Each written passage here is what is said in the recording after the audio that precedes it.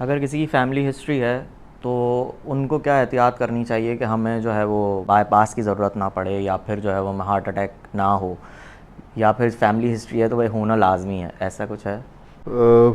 लाजमी का तो नहीं कह सकते, लेकिन फैमिली हिस्ट्री है तो बहुत प्रोन है वो पेशेंट कि ये ऐसा हो जाए, ख़ास तौर पे अगर वो एहतियात ना करे तो।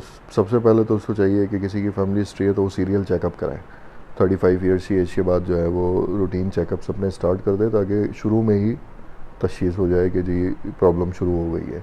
इसमें जो भी जनरल प्रैक्टिशनर या कार्डियोलॉजिस्ट उसके पास जाके उसको जो है ना वो अपने रूटीन टेस्ट जो है ना वो दिखाता रहे, और जैसे जैसे वो कहें तब तब फॉलोअप होता रहे, तो वो उसका ख्याल रखेंगे। मेडिसिन ऐसे पेशेंट्स में स्टार्ट कर दी जाती हैं पहले से ही, जिनकी फैमिली हिस्ट्री है और यंग एज है, तो उसमें बेहतर है कि ये सारे टेस्ट कराए जाएं, रूटीन अपनी सारी इन्वेस्टिगेशंस जो है ना वो कराते रहें। जितना एहतियात करेंगे, जितना ख्याल रखेंगे, उतना डिले होती जाएगी ये चीज़। यही चीज़ और जल्दी भी हो सकती है अगर बिल्कुल ही एहतियात छोड़ दें और ये चीज़ें फॉलो ना करें तो। कैल्शियम स्कोर करके एक टेस्ट होता है जिसमें ब्लॉकेजेस आ जाती हैं, तो वो हम यंग एज में भी करवा सकते हैं? कैल्शियम स्टोरिंग बड़ा अच्छा टेस्ट है, इसको जो है वो किसी भी एज में करा सकते हैं। इसमें एक समझें बड़ा स्ट्रांगली पता लग जाता है कि कैल्शियम डिपोजिशन है कितनी, क्या कोरोनरी आर्टरी जो शरेयान है दिल की, इसमें ब्लॉकेज शुरू हो गई है और कितनी नौयत की पहुंच चुकी है। ये लीड करता है कि एंजियोग्राफी की ज़रूरत है या नहीं, कोई दवाइयाँ जो है अगर चेंज करने की, एहतियात करने की ज़रूरत है या नहीं।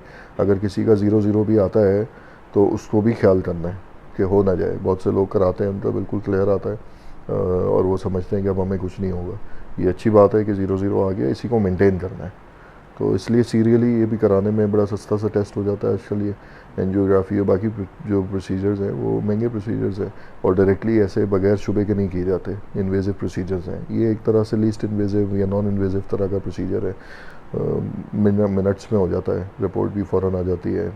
एक आम डॉक्टर भी देख के बता सकता है कि इसमें कुछ है नहीं, तो उसको फॉलो किया जा सकता है। सिर्फ इसमें कैल्शियम की ब्लॉकेज आती है या कोलेस्ट्रॉल की भी, या दूसरे जो मटेरियल्स ब्लॉकेज कॉज करते हैं उसकी भी आती है? कैल्शियम स्कोर टेस्ट की बात कर रहा हूँ मैं। उमूमन इसमें तो कैल्शियम डिपोजिशन की आती है, लेकिन जो भी कोलेस्ट्रॉल या प्लाक होता है उसमें कैल्शियम भी कुछ ना कुछ होता ही है। तो अगर उसमें कोई भी परसेंटेज आएगी कैल्शियम की, इतना इसका मतलब डिपोजिशन है।